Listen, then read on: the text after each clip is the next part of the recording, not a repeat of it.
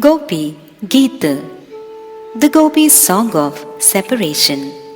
Srimad Bhagavatam, Canto 10, Chapter 31. With commentary by Srimad Bhaktivedanta and Narayana Gosvami Maharaja. Excerpt from verse 8. Our complete bewilderment is a serious malady which only you can treat. You, the only doctor to cure us of our critical condition, and the ambrosia of your lotus lips is the only medicine. Verse 8. Madhurayā girā valguvākyayā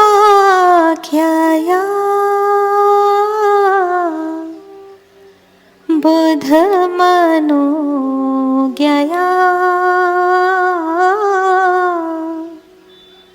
puṣkarēkṣaṇa vidhi karirima viramoyati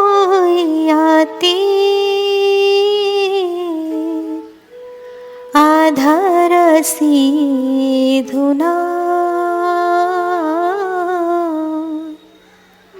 apyayasvana.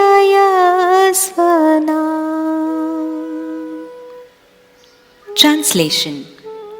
O lotus-eyed one, we are bewildered by your sweet voice, replete with enchanting words that capture even the minds of the scholars who are clever and expert in rasa. O hero, we gopis are your maidservants who carry out your every order. Please restore our lives with the divine ambrosia of your lips. With the words madhurayā girā, the gopis tell Krishna, whatever you utter is exceedingly sweet. By speaking the words valguvākyayā, they tell him, your words are enchanting. Vidhi means order, and vidhi karihi means obedient maidservant. By these words the gopis say, we will do everything you tell us to do. Mohyatihi has the same root as the word moha, meaning illusion. As soon as a person is an illusion, he cannot distinguish between good and bad. And at times he cannot even function properly. For example, Arjuna became bewildered on the battlefield of Kurukshetra when his chariot was situated between the two armies. What should I do? He wondered. And what should I not do? Mohyatihi implies transcendental bewilderment, which in its 10th stage or dasham dasha is like death. Dasham dasha, according to Jaiva chapter 37, is Purvaraga is fully matured when it occurs in those possessed of samartha rati. On this level of Purvaraga, the 10 doshas or states, beginning from intense longing up to the desire for death, can manifest. Since the Purvaraga is fully matured, the states that manifest in it are also fully matured.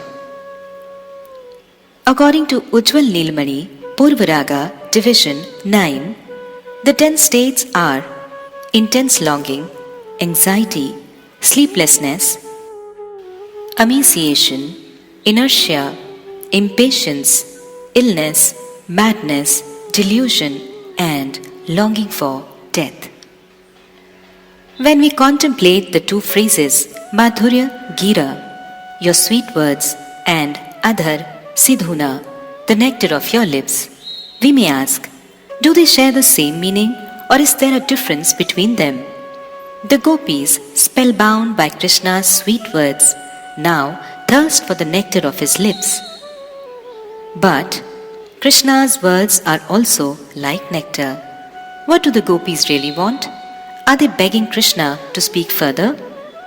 Srila Vishvanatha Chakravarti Thakur says that only one who receives the mercy of the gopis can understand their thoughts and words. Thus, one can enter deeply into these topics if one has the association of a Rasik Vaishnava who has realized the gopis' hearts. Srila Jiva Gosvami explains that the gopis have drunk the nectar of Krishna's words, which are sweet, melodic, and brimming with literary ornaments or alankara and exquisite imports. They tell Krishna, "Our complete bewilderment is a serious malady which only you can treat. You are the only doctor to cure us of our critical condition, and the ambrosia of your lotus lips is the only medicine." With these words, they imply that their bewilderment is so sweet that they want to experience it further. In the previous verse, the gopis prayed to Krishna to place his lotus feet on their breasts as an ointment. They wanted this ointment to treat the bewitched and feverish condition that had resulted from the tasting the nectar of Krishna's words. But then, their mere remembrance of the treatment rapidly increased their disease. Now they pray, "Ointment which is applied externally will not do. We need to drink the remedy that will cure us. If you do not give us the nectar of your lips, we will surely die."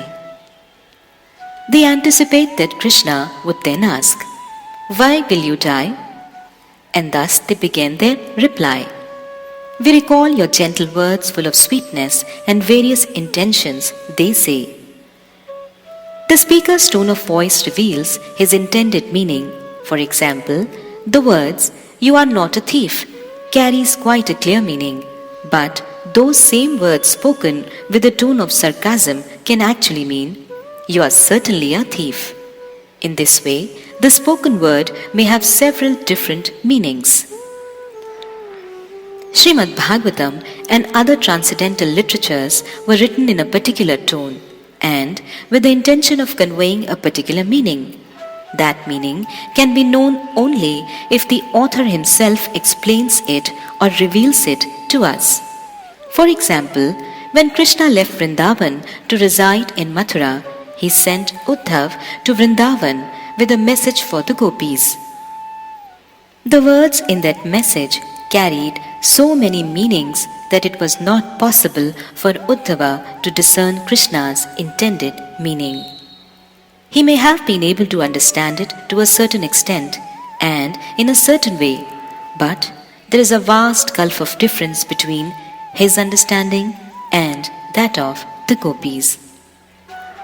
Another example of this is the way in which Sri Chaitanya Mahaprabhu explained the 64 diverse meanings of the Srimad Bhagavatam verse 1, 7, 10.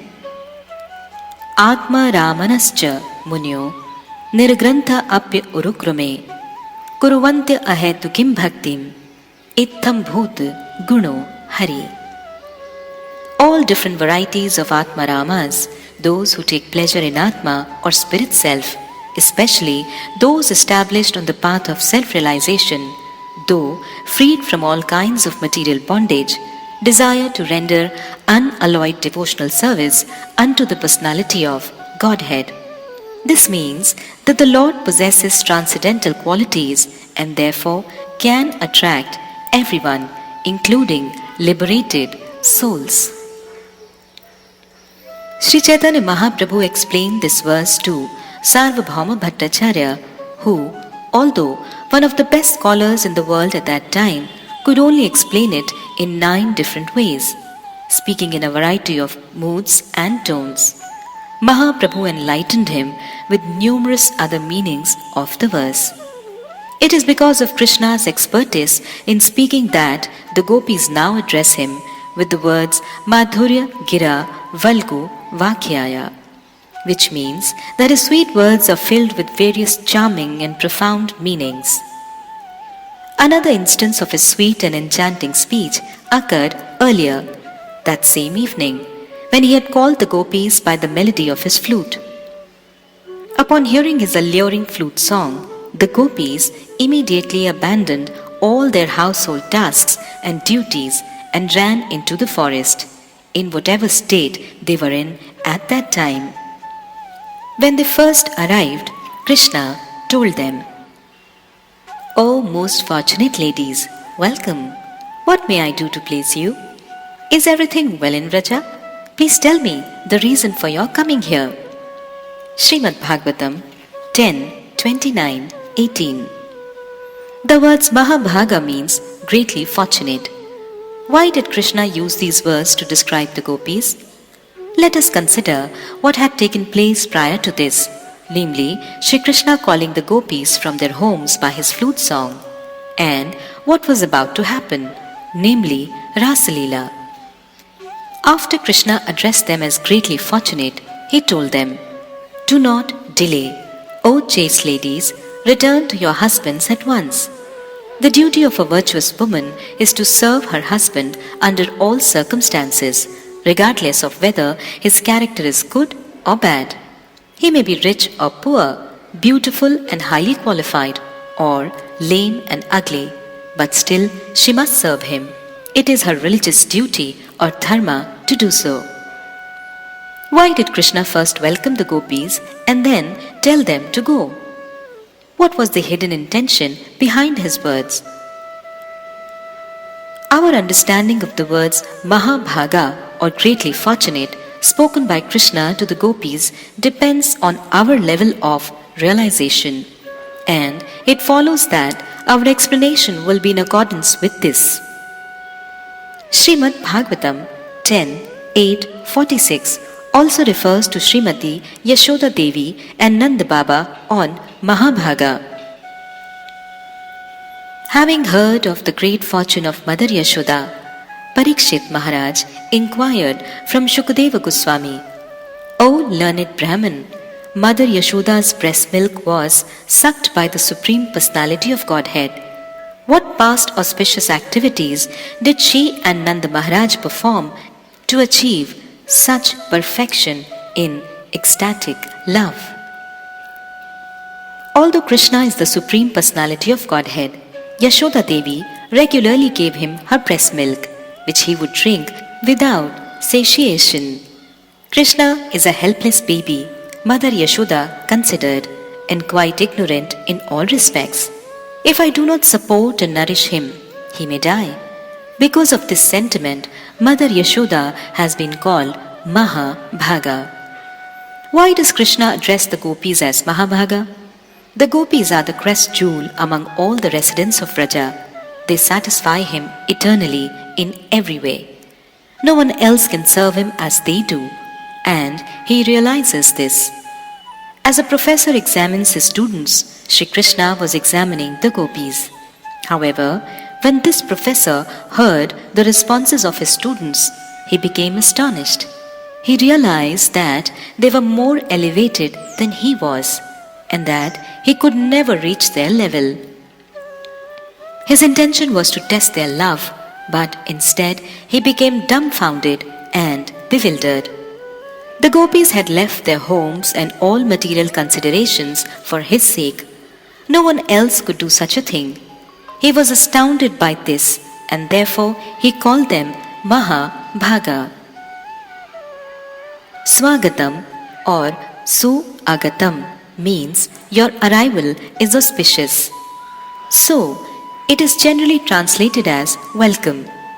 In this instance, however, it does not mean welcome. Krishna was questioning the gopis.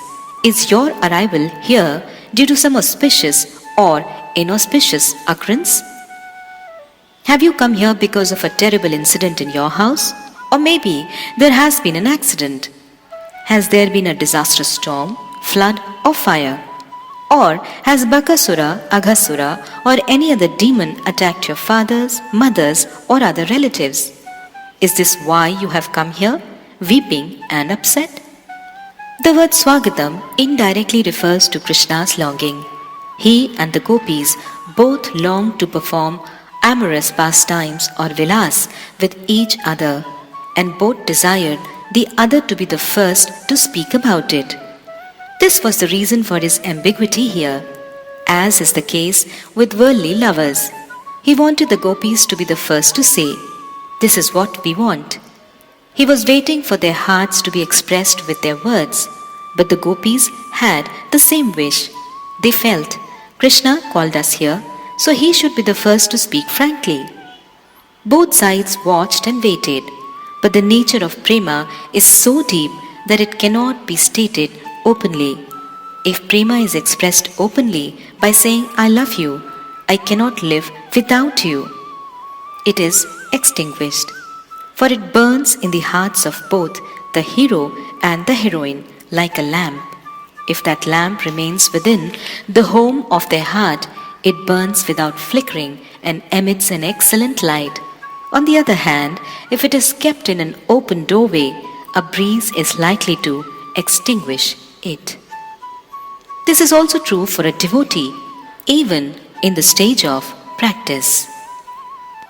In Prema Bhakti Chandrika, Song 9, verse 19, Srila Narottam Das Thakur warns sadhakas on all levels that one should not disclose one's bhajan.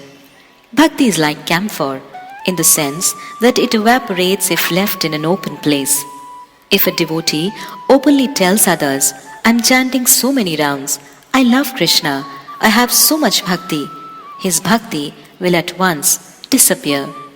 If anyone asks a truly advanced sadhaka about his realizations, he will say, Oh, I don't have even a trace of prema. Sri Chaitanya Mahaprabhu set the example of this by uttering, Na prema gandho asti, darapi mi harau. Chaitanya Charitamrit, Madhya 2:45. It means, My dear friends, I have not the slightest tinge of love of Godhead within my heart.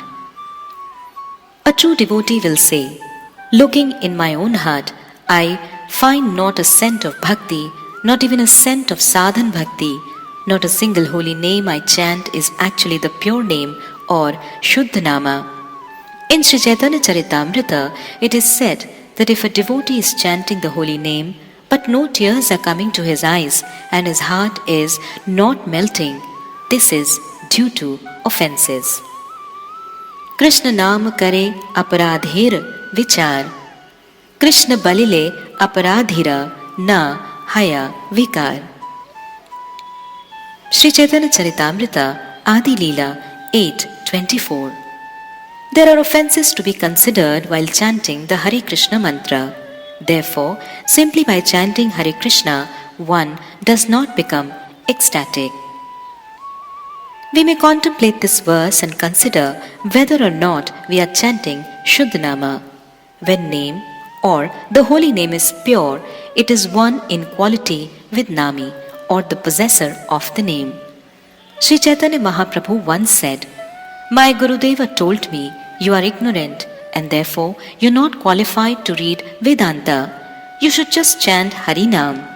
He then told me this verse, Hare Nam, Hare Nam, Hare Nami Vikevalam. Kalau nasteva nasteva, nasteva gatir anyatha. Sri Chaitanya Charitamrita Adi Leela 17:21. It means, in this age of Kali, there is no other means, no other means, no other means for self-realization than chanting the holy name. Chanting the holy name, chanting the holy name of Lord Hari. Then he gave me a mantra, the Gopala mantra. Mahaprabhu continued, and he told me, accept this mantra as non-different from Krishna. It is Krishna himself. Have no doubt about this. I began to do as my Gurudeva told me, and soon a beautiful young cowherd boy came within my vision. I ran to catch hold of him, but he hid himself. I ran towards him again, and I was just about to catch him when all of a sudden he vanished. I fell down and wept bitterly. And when he appeared to me again, I began to laugh. Whenever I chant this mantra, various incidents like this take place, and many transformations appear in my body and heart. This is the standard of chanting real Harinama. A true sadhaka thinks in this way, although I have been chanting for many years, no spiritual symptoms appear within my heart. I tell myself and others that I am a Vaishnava, but actually I'm not. I do everything for my own interest so that others will praise me. Although I have many bad qualities, I do not want anyone to talk about them, and I become furious if anyone points them out and discusses them. When I consider all these facts, I can understand what kind of devotee I am. This is the mood taught to us by Srila Bhaktivedanta Thakur and Srila Narottam Das Thakur, whose humility is revealed in their writings. They were perfect in their self-realization, and yet they judged the level of their bhakti in this way. Srila Narottam Das Thakur has written a beautiful song which aptly describes this mood. The first and the last verses of which are as follows. Gora pahun na bhajiya mainu, prem ratan dhan hilaya harainu. Prarthana Akshep, Song 42, verse 1.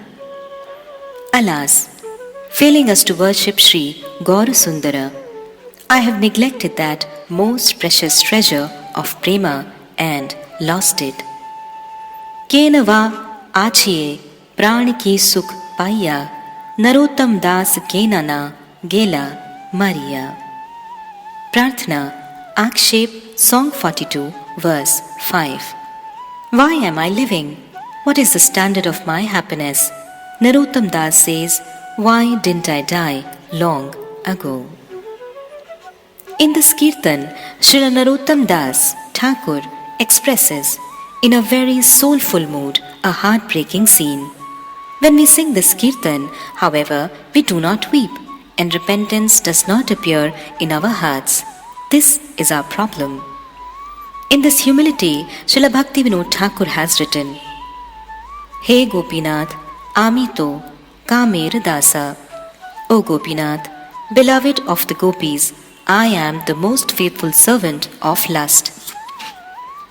Has he told an untruth or has spoken honestly about his feelings? The answer is that when bhakti comes, these genuine feelings of humility also appear. Although immersed in a pure devotion, Srila Bhaktivedanta Thakur really feels that there is no bhakti in his heart. Such great devotees compare their own bhakti with the Mahabhava of Srimati Radhika and the gopis and think, where is my prema? I have no prema, nothing at all. They feel and act as if they are on the level of needing to practice sadhan bhakti, but in fact they are spiritually perfect. Sri Chaitanya Mahaprabhu once wrote a commentary on Nyaya, or the theory of logic. At that time, Raghunandan had also written a commentary which he deemed superior to all others. One day, as he and Chaitanya Mahaprabhu were travelling together in a boat, they discussed the commentaries they had each written. Raghunandan was very curious to see Chaitanya Mahaprabhu's commentary and asked to look at it. Sri Chaitanya Mahaprabhu gave it to him to read, and as he read, Raghunandan began to weep. Mahaprabhu asked why he was weeping, and Raghunandan replied that no one would appreciate his own commentary after reading the commentary of Mahaprabhu. Raghunandan was disheartened because he had considered himself to be a great logician. Mahaprabhu had not come to this world to show everyone his erudition as a great logician. Furthermore, he did not want to disturb Raghunandan. For these reasons, he threw his own commentary into the Ganga. He did not consider his own commentary to be so important, yet Raghunandan understood. His commentary is far better than mine. Similarly, if we compare ourselves with any pure devotee, we will understand our lowly position. Although we may be chanting and performing many aspects of Krishna Bhajan, when we can truthfully compare ourselves with Srila Bhaktivedanta Thakur, Srila Krishnadas Kaviraj Goswami, Srila Raghunath Das Goswami, Srila Rupa Goswami, and with our own Gurudeva, we will see that we do not have even a particle of bhakti. When we honestly compare ourselves with elevated devotees, we will be humbled. As long as we do not do so, we will think, I'm such a good devotee, I'm preaching so well. In fact, I'm preaching more than my Gurudeva. Actually, only a Madhyamadhikari can think, I'm worthless in comparison to these elevated devotees. The Kanishtadhikari or a third-class devotee cannot think in this way, nor can he even imagine such contemplation. The Uttama Adhikari considers, everyone in this world is a greater devotee than I. Everyone is my Guru. If the Uttama Adhikari gives initiation and makes disciples, it is understood that he is playing the role of a Madhyama Adhikari and is seeing everyone from the Madhyama perspective. In conclusion, a genuine devotee will not reveal his bhajan to others. The pure devotee will naturally not do so, and it is essential for the sadhakas not to do so as well. If someone tells others, I love Krishna, my bhajan is so strong, his bhakti will evaporate, just as camphor evaporates in an open doorway. We have been discussing this topic because of its relevance to the theme of Shri Krishna's exchanges with the gopis. The indirect imports in their loving words. If the words I love you, I cannot live without you are spoken, the beauty of that sentiment vanishes. Such love is third class. Even so, Shri Krishna, the Nayaka or hero, wants to be the first to hear the gopis, the Nayikas or the heroines, speak these charming words, which are like an elixir, and the gopis also want to be the first to drink that nectar. The moods of both the Nayak and the Nayika are very profound. After welcoming the gopis to Vamchivata and addressing them as greatly fortunate, Shri Krishna asked them, Priyam kim karvani? Vaha, what may I do to please you? His mood here seemed in contrast to the words he spoke next. Srimad Bhagavatam 10:29-19. This night is quite frightening, and frightening creatures are lurking about. Return to Raja, slender-waisted girls, this is not a proper place for women. The external meaning of his words in this, you should go. The night is fearsome or ghora, and there are many ferocious creatures or ghora sattva roaming about. According to the rules for the conjunction of letters in Sanskrit grammar, this can also have the opposite meaning. The night is not at all fearsome or a ghora, and the animals are not even slightly ferocious or aghora sattva. The learned gopis understood that Krishna's words had two meanings, you must go and you must not go. It is the mood of the person speaking that determines the meaning of his words, and for this reason, Krishna assumed a mood of gravity in an attempt to show his seriousness. Even so, the gopis understood that he wanted them to stay. They felt he is indirectly begging something from us. He is speaking something in our favor. They waited there, thinking he should tell us directly what he wants. In Sri Vidagdha Madhav 5:31, Srila Rupa Goswami cites an example of Shri Krishna openly revealing his desire. Krishna told Srimati Radhika, Kathora bhava mridviva pranastvam asi radhike asti nanya chakorasya chandralekham vina gatihi. O Radhika, you may be harsh or gentle. Your face may express a sweet mood, or it may express a mood of sulky anger. In your sulky anger, you may not listen to me, even if I offer my head at your lotus feet and beg you to stay here. Instead, you will ready yourself to leave. Whatever you may do, O Radhika, you will always be my life and soul. There is a bird known as Chakora, who only drinks the rays of the moon. If it could not drink the moon rays, this bird would die. For this moon is its life and soul. In his prayer to Srimati Radhika, Krishna was comparing himself to that bird. In Stavmala, Srila Rupa Goswami expresses a similar mood. O Lord of the poor, you may do what you like with me. You may give me mercy or you may punish me. In any case, I have no one to look to in this world besides your lordship. I am just like the chatak bird who always prays for the cloud regardless of whether that cloud showers rain or throws a thunderbolt. The meaning expressed herein is this: although I am dishonest and my behavior is nefarious, I have no goal but to attain you. I am like the chatak bird who watches longingly the clouds in the sky. Equally regardless of the threat of a very dangerous thunderbolt or the promise of sweet, thirst-quenching drops of Rohini Nakshatra rain. Rohini Nakshatra means the stellar constellation named Rohini in Vedic astronomy. In the same mood, Krishna would tell Srimati Radhika, whether you are in a contrary mood or a submissive mood, you are my very life and the soul. He would utter enchanting words like these to the gopis, and now, as they search everywhere for him, they recall how gently, softly, and sweetly he spoke to us. It is stated in the previous chapter of Srimad Bhagavatam 10:32, which says, as the cowherd women remembered Lord Krishna, their hearts overwhelmed by his movements and loving smiles, his playful glances and enchanting talks, and by the many other pastimes he would enjoy with them.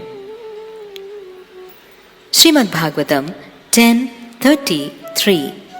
Because the beloved gopis were absorbed in thoughts of their beloved Krishna, their bodies imitated his way of moving and smiling, his way of beholding them, his speech and the other distinctive features, deeply immersed in thinking of him and maddened by remembering his pastimes. They declared to one another, I am Krishna. These verses describe some of the symptoms of the gopis. The true sadhaka does anusaran of their moods, which means that he serves Sri Krishna under their guidance. There are two words in this connection, anusaran, which means to follow, and anukaran, which means to imitate. We want to follow, not to imitate. According to our ability and our level of spiritual qualification, we want to be able to follow those who are superior to us in bhakti. We do not wish to merely imitate them. For example, we should not imitate the way our Gurudeva wears a turban, the way he walks, or the way he carries a stick. We do not have the type of car he has, or the fact that he has a motor car in Vrindävana, another one in Mayapura, and others in the West. There is no benefit in imitating him by wearing eyeglasses with the same golden frames as his. Rather, we aspire to follow our Guru's teachings according to our qualification. The two verses above describe the gopis' remembrance of their beloved Krishna. The words gati indicates their reminiscence of his attractive way of walking. The gopis had seen his charming threefold bending form when he stood under the shade of a kadamba tree, his back leaning against it, and they now remember how he smiled as he called them by playing an ambrosial melody on his flute. With his eyes, he revealed everything he wanted from them at that time. We saw you, the gopis say, and we became bewildered. Now we do not know what to do and what not to do. As conditioned souls, we can speak about Krishna's smile, but a gopi who has actually seen that smile, especially in Krishna's glances towards her, can realize the nectar hidden there. The gopis saw with their own eyes how he walked and how beautiful he looked, and at that time they considered, Krishna certainly wants us to give him our entire body, mind, and heart, and all that we possess. They were ready to give him whatever he wanted, and that is why in the second verse of Gopi Gita they referred to themselves not only as maidservants but unpaid maidservants, ashulka dasika. Krishna had acquired them without any payment. As mentioned above in the Srimad Bhagavatam 10:32, the gopis referred to Krishna's conversations with them as Mano Ramalapa, meaning conversations that charm the mind. Now in their Gopi Gita, they remember how they had replied to him when they first arrived at Vanshivata some hours earlier. At that time, Krishna had urged them, "Leave this place, go back to your homes and serve your husbands." They had replied, "We consider you as our Guru and a most excellent one. There is no Guru in this world who can give us the instructions you gave. You have told us that we should serve our husbands, and you have given a profound explanation as to why a chaste wife should serve her husband even if he is a lame, blind, poor, or bereft of good qualities. These teachings are so beautiful and so marvelous that in our hearts we have determined to make you our Guru. So we should worship you first." "They have defeated me," Krishna concluded. "I must think of something else to say." The gopis now remember such captivating conversations. At that time, they could not appreciate just how delightful these exchanges were. But after Krishna disappeared from their sight, they began to remember them in various ever-fresh ways. They now remember his pastimes with them and everything else about him. Those conversations come to the minds of the gopis in the same way that a scene appears in the inner vision of an artist, who then creates an image of what he has seen. The previous chapter describes how the gopis became so absorbed in Sri Krishna that they began to think that they were actually him. While imitating him, they exclaimed, "Oh look, I'm Krishna. See how I'm walking in such a charming way, and see how I express my love for you. See how I smile and play my flute. Just watch, see how I kill Putna." They were completely absorbed in these moods, and after some time, they fainted. Now in the 8th verse of Gopi Gita, they continue to recall Krishna's enchanting words as they speak. They are so overwhelmed with bliss that they become disoriented for a while and can say no more. When they return to external awareness, they continue, "Oh, how beautiful it was when we became bewildered by Krishna's words." Where have these words come from? Water comes from the ocean through the clouds. Because the ocean has the power to generate all the nectarian waters that give refreshment and sustain life, it is certain to contain special nectarian potency. Similarly, all the words coming from Krishna's lotus mouth are exquisite, fascinating, and fully imbued with nectar. We have already become enthralled and enchanted by hearing the words emanating from his lips. So what would happen if we directly drink the nectar from the very reservoir of these words, his lips?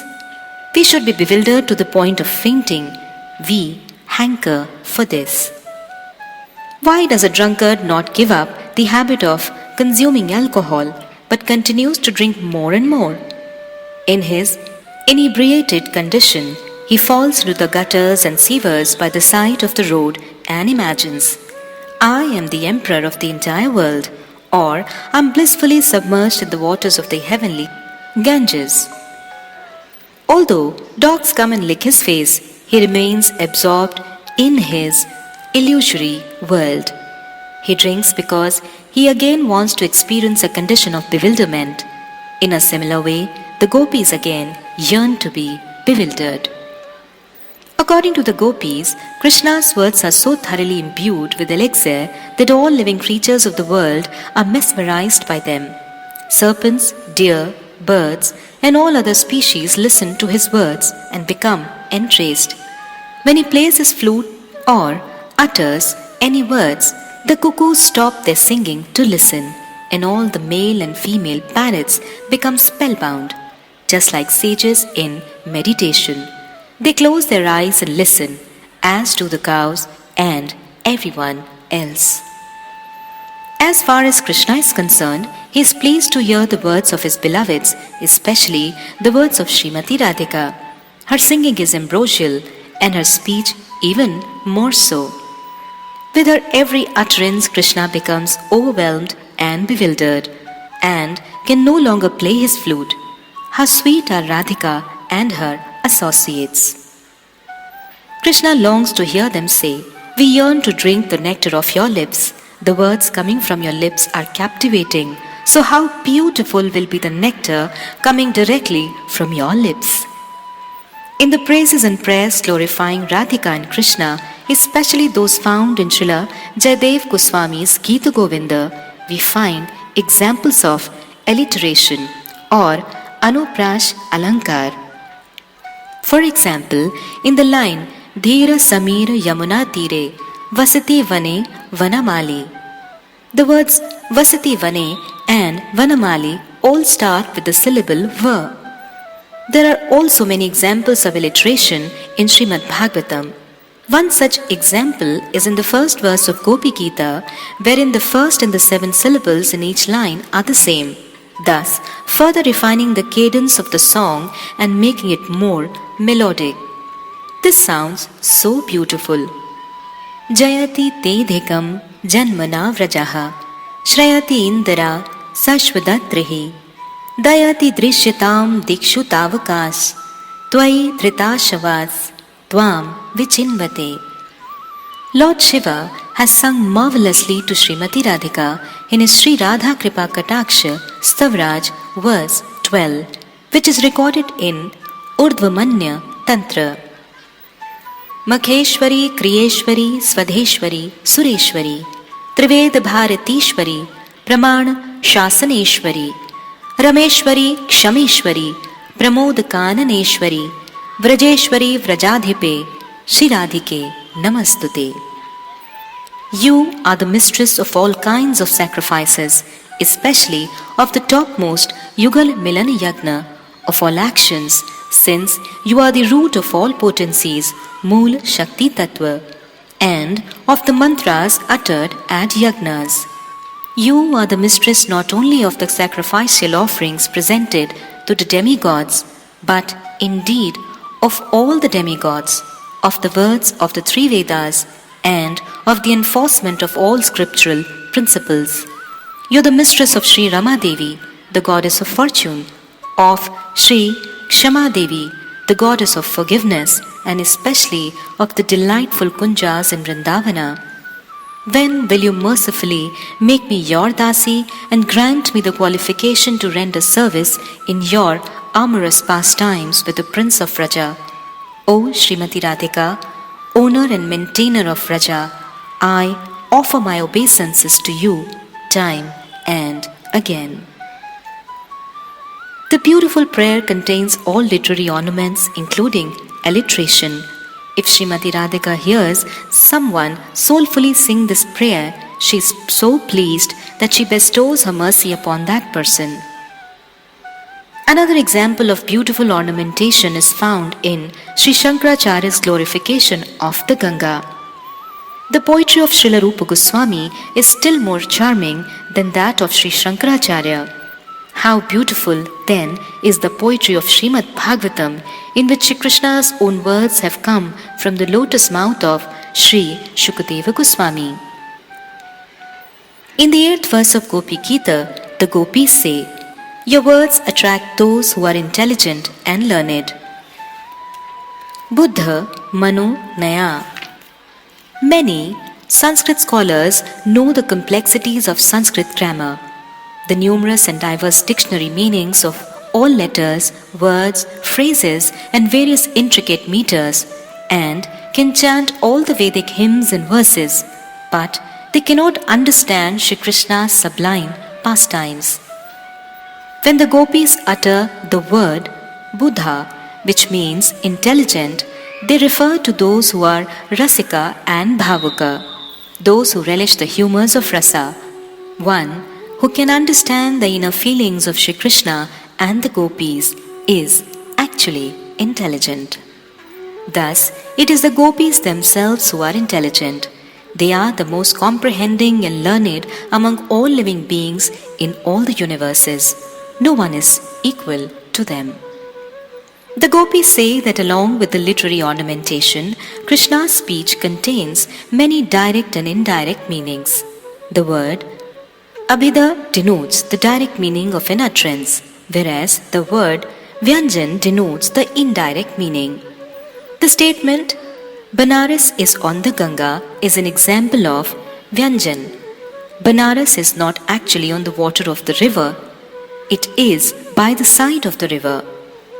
On the other hand, to say they were bathing in the Ganga is Abhida, the direct meaning, because in order to bathe, people actually enter the water.